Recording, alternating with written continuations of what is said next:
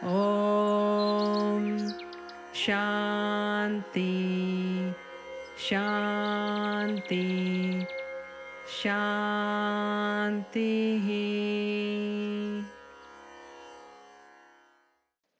Welcome to Journey of Healing. I'm your host Nirmala Ranika. I hope you had a beautiful week. Our special guest today is Dr. Hiteshini Jogesar. She's a rare combination of a committed scientist, social activist, teacher of yoga and meditation, and president of Art of Living Canada. Early on in her profession, she chose to abandon comfort and prestige to dedicate herself to humanitarian services, with an aim of bringing comfort, solace, and healing to those in need. With her PhD in surgical research from McGill University and a keen interest in meditation and yoga, she pursued an interest in alternative forms of healing. Dr. Jogasir was particularly drawn to the powerful techniques offered by the Art of Living. She has since become acclaimed international teacher of Art of Living Foundation. Hello, and welcome to the show. And of course, we welcome our special guest today, Dr. Hiteshni Jogasir.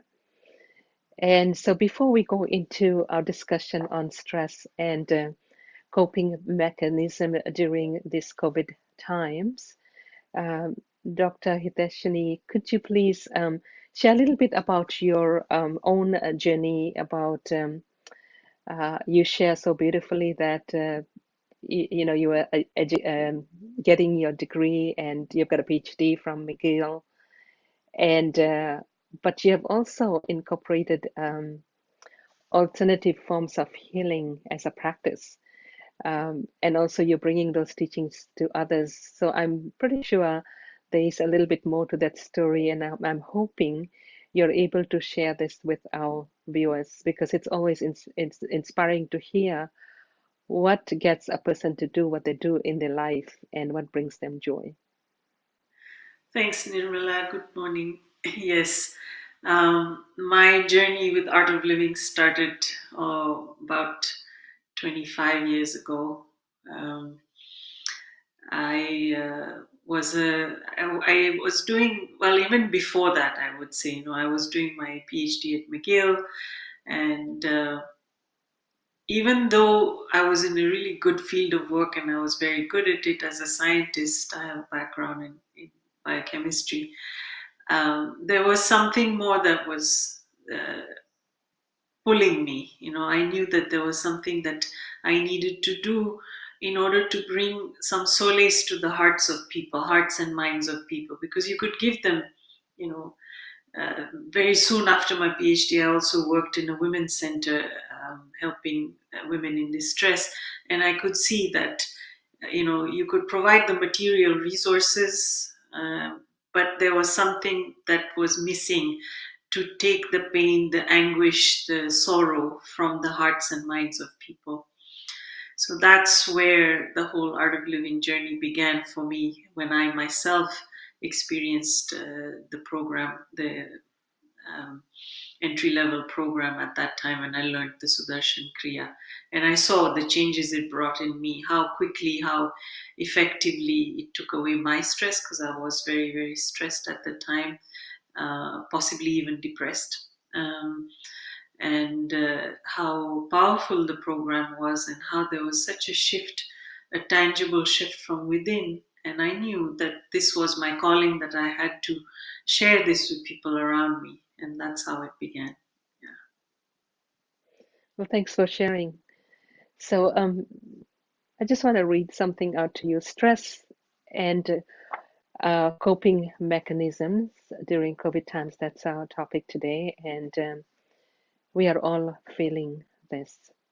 As of today, COVID-19 worldwide numbers are 47.6 million cases, where over 1.22 million people have died. Here in Canada, our cases are over 246,000, with over 10,295 dying of the virus. That's as of today's date. And when you think about this, these are pretty huge numbers. And currently we are in our second phase of the or second wave, as they say, in the pandemic.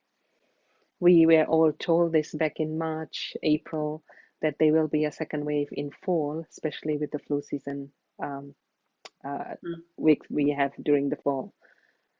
So just think for a moment, we all had to make so many changes in our day-to-day life. I know I had to make a lot of changes. Yeah. People have experienced loss of jobs, um, financial stability, people having had to work from home. For example, we are doing this recording remotely. Normally, we'd be sitting in our studio and having a conversation, and that connection to welcome guests, and so that has gone. And many people are adjusting physically, trying to distance themselves from family, friends, workplaces. We cannot travel. Normally, in a year, I have 8 to 10, 12 trips, whether to an event or, and it's mostly event where I'm able to bring information to people around the world about the work we do in addiction and well-being and coping tools. So that's not happening. So this is sort of causes chronic stress, and it's not, um, of course, we have coping tools, but widespread.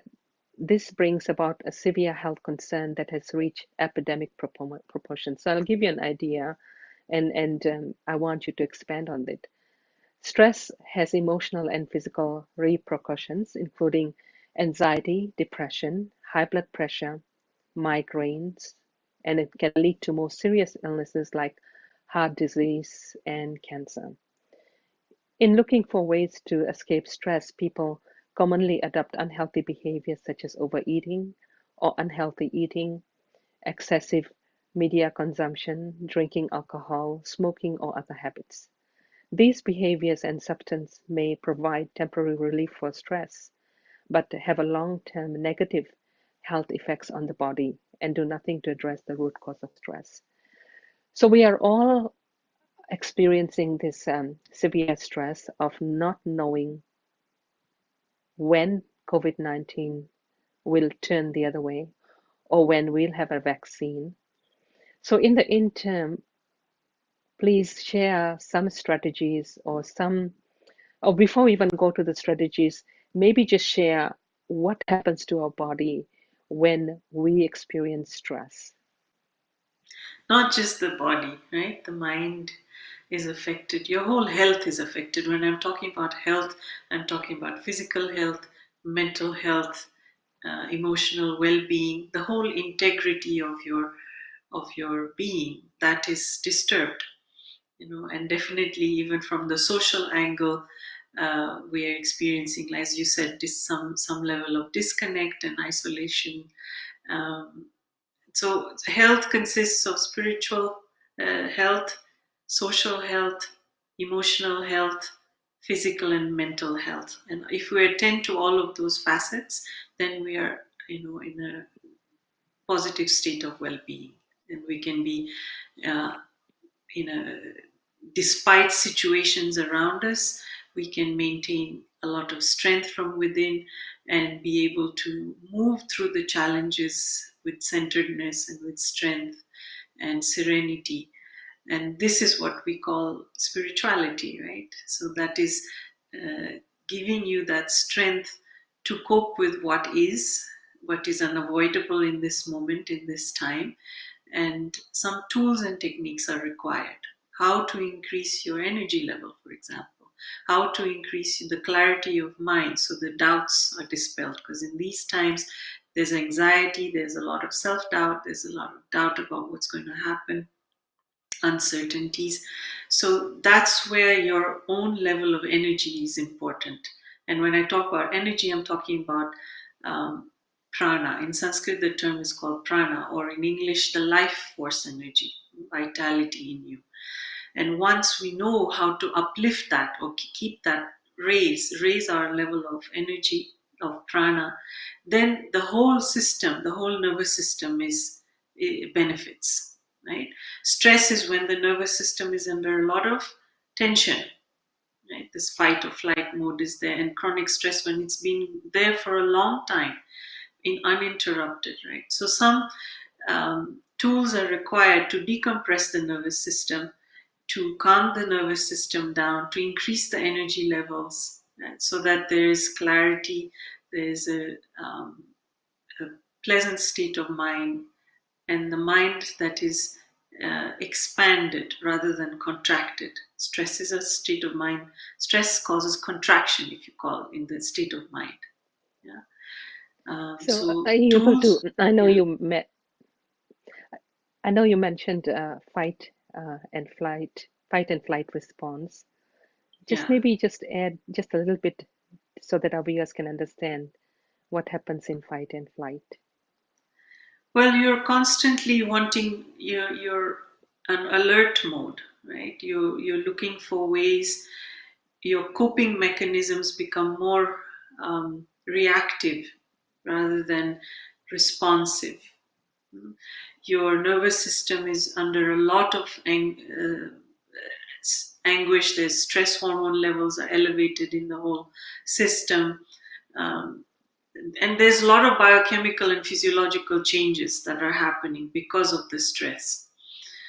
So this can aggravate the state of health over a prolonged period of time.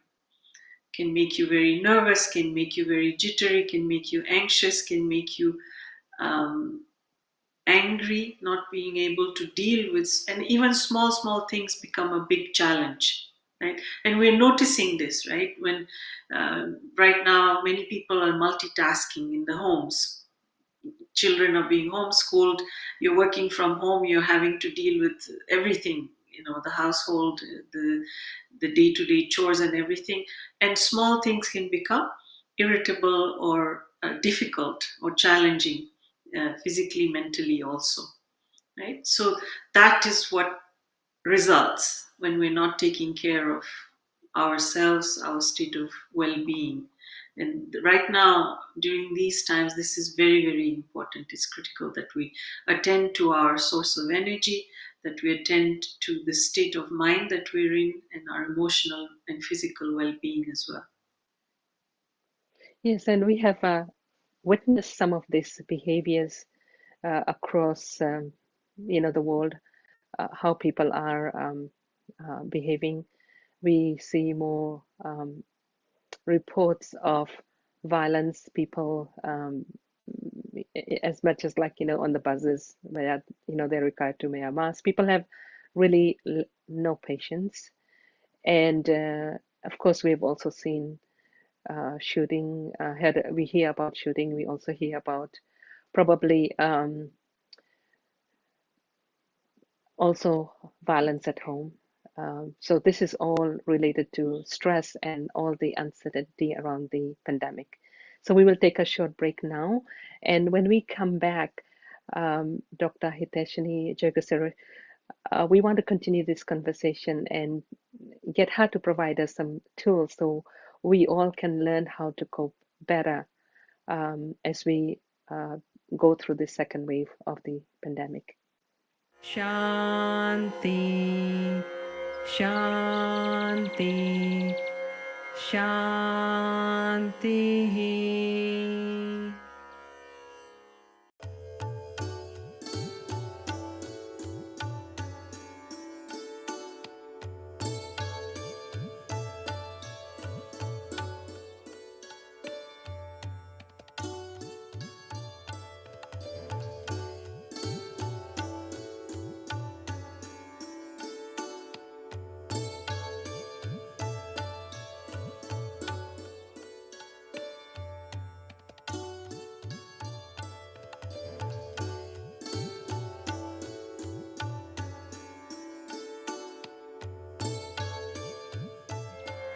Shanti.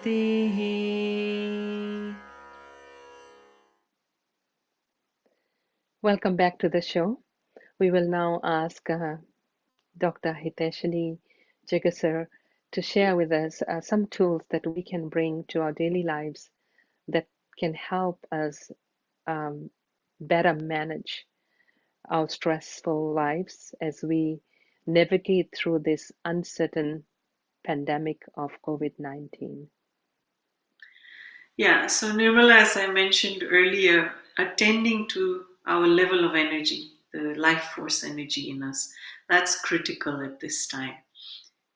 So, meditation, the use of the breath or pranayams to elevate the energy level is very, very important. Taking time out for yourself, even if it's 20 minutes a day, to meditate, to do some breathing, can make a whole shift in the way you are able to cope with situation. Because your energy level rises, mind becomes more clear, more centered, more balanced, and more focused in the present moment, but without that level of stress. So this nervous system is decompressed through these techniques. Breath and meditation is, in a nutshell, what I would say. And also taking the time away from the screen, right? A lot of us are spending a lot of time, screen time right now. So stepping away from that, taking, if it's available to you, if it's possible for you, being out in nature for a few minutes a day is really important right now, just to reconnect and to find that balance between what is going on in our environment and taking care of our state of mind. Yeah. And this is And I where can the add, yeah. and I can add to that a little bit, and I'll ask you to expand. I think having a daily self-care routine is important um, because of not having to go into the office. I mean, of course, it's now 7, 8 months into this. I'm hoping people have got routines, but for those who don't have a routine, I think a regular routine is so important uh, to bring about that balance um, and to reduce the stress. Yeah, making time for yourself, it's really critical right now, and it's a challenge for many of us, being at home surrounded by responsibilities at home. But those 15-20 minutes that you take out for yourselves can make a whole difference in the way you relate to people, the way your behavior in your, how you respond in situations, how you take care of situations around you. Yeah.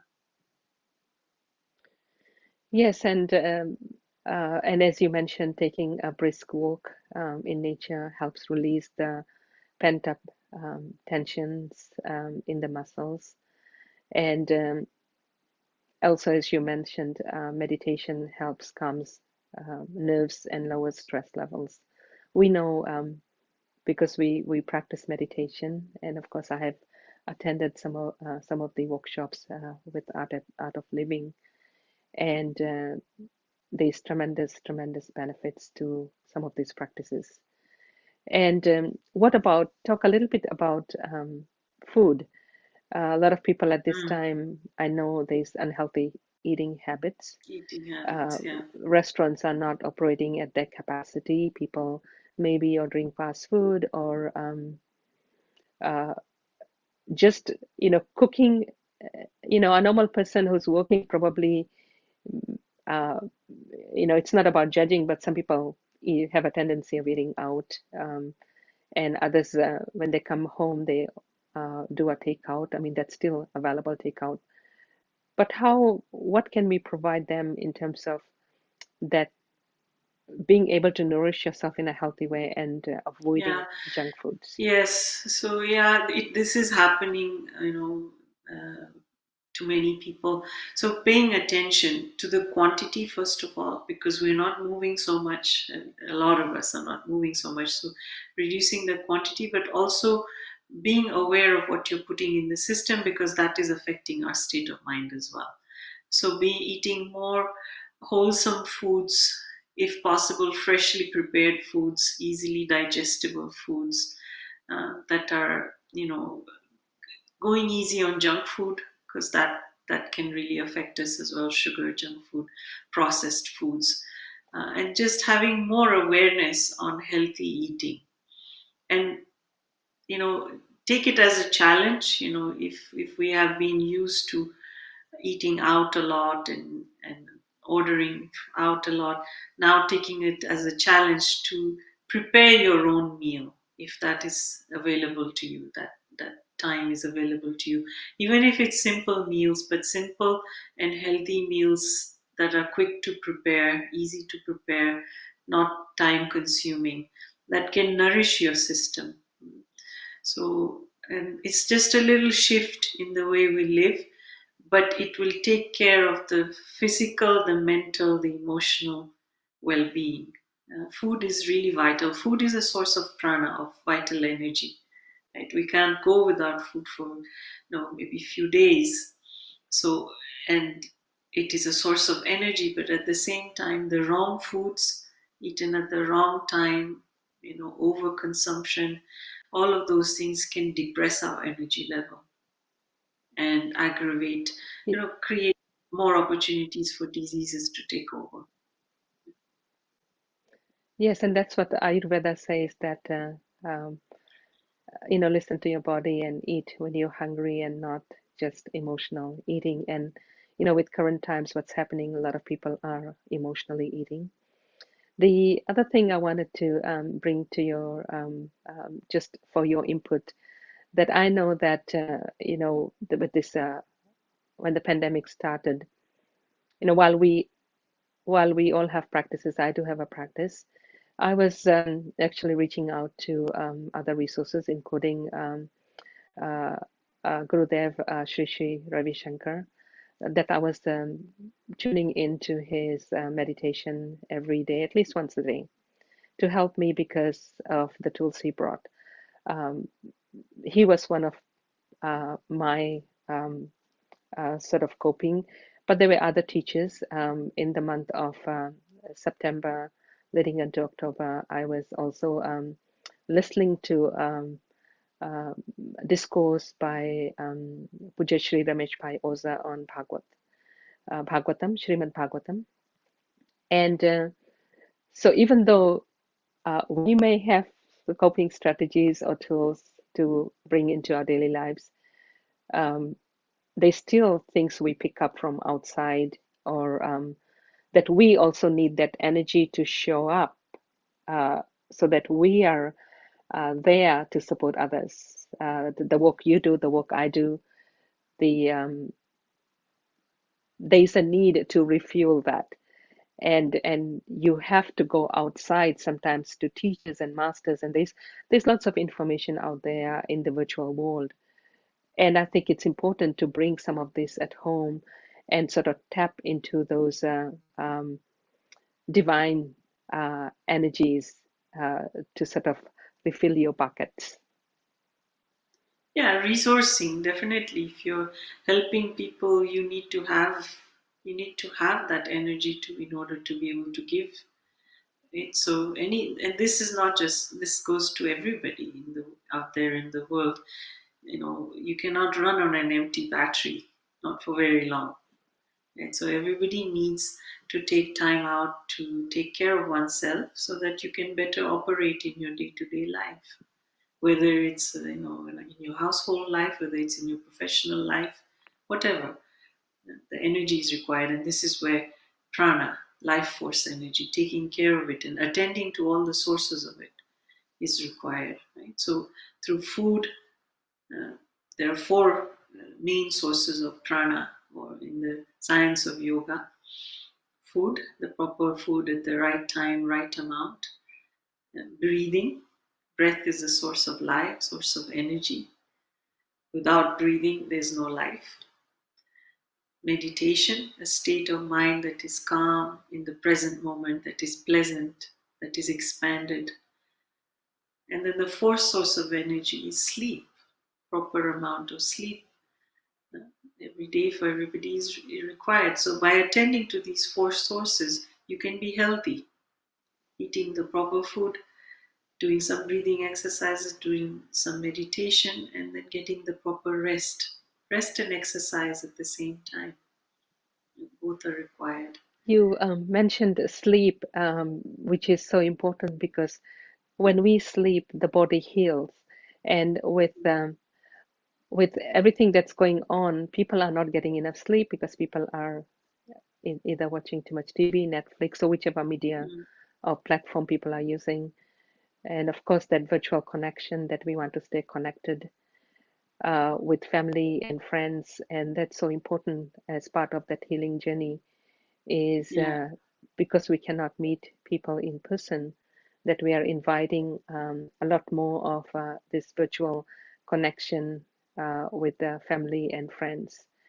And that is, while that's also important for healing, uh, we can also overdo this. Yeah, I mean, sleep, yes, but also restful sleep. Yeah. Hmm. And you can be sleeping but not be rested at the end of it, right? Because the mind is active, your body is not rested. That's why a balance of exercise and rest is required. So some yoga is very, very helpful. Any kind of exercise, physical activity, physical exercise, but also some yoga because that can really integrate different aspects of your um, whole system, the physiological system, endocrine system, biochemical system, cardiovascular system. It attends to all of the different systems of health. So yoga is also very, very important. Yeah, and that will result in proper sleep as well. Health, any breath work, meditation, yoga, all of these can help you get better quality sleep. Well, I want to thank you for sharing these beautiful tools with our guests today, Dr. Hiteshni Jagasar. And if inviting to our viewers, if you have any questions about today's topic or if you're interested in our upcoming shows, please follow us on our Facebook or email us at journeyofhealings@gmail.com. And if you do have any questions for Dr. Jagasar, please do email us and we will definitely reach out to her. So our quote today is from Yoga Sutra. Through sustained focus and meditation on our patterns, habits, conditioning, we gain knowledge and understanding of our past and how we can change the patterns that aren't serving us to live more freely and fully. Wishing you a safe week as you continue some of the tools we shared with you to feel grounded. Thank you for joining us today, and we will see you next week at the same time. Namaste. Avahe Tejasvinavaditamastu Ma Vidvishavahe Om Shanti Shanti Shanti